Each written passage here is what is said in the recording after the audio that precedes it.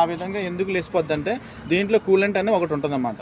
ఈ కూలెంట్ అన్నది మనం చెక్ చేసుకోవాలి. ఫస్ట్ ఒకసారి చెక్ చేసుకో. ఉంది కదా కూలెంట్ ఉంది కాబట్టి మన బండి కొంచెం గేర్లు ఎంతైతే స్పీడ్ వెళ్తుందో అంతే స్పీడ్లో వెళ్తాను ఉంటే కనుక టెంపరేచర్ మూల్యం అనేది పైకి లేగదు. ఇది చెక్ చేసుకోవాలి. ఓకేనా. ఒకవేళ దీంట్లో గట్రా కూలెంట్ లేదనుకో బండికి బాగా అదే 1వ గేరు 2వ గేర్లు ఉన్నాయి 20 అలా 30 అలా తీసుకెళ్ళిపోతున్నారు అనుకో ఎక్కువ కిలోమీటర్లు, బండి ఆటోమేటిక్గా దీంట్లో కూలెంట్ అన్నది తాగేద్ది, ఉండదు, జీరో అయిపోద్ది బాక్స్. అప్పుడు జీరో అయిపోయినప్పుడు బాక్స్ ఆటోమేటిక్గా అక్కడ సిహెచ్ఎన్ ముళ్ళని చూసావా ఆటోమేటిక్గా పైకి లేసిపోతుంది. అప్పుడు ఎమ్మటే ఆ ముళ్ళు చూడంగానే మీరు ఎమ్మటే బండి ఆపేయాలి. పక్కకు ఆపేసి బయటకు వచ్చేసి ఇది ఓపెన్ చేయాలి. ఇది ఓపెన్ చేయగానే కూలెంట్ ఉందో లేదో చూసుకోవాలి. ఇప్పుడు దీంట్లో అయితే కూలెంట్ పోసాను నేను.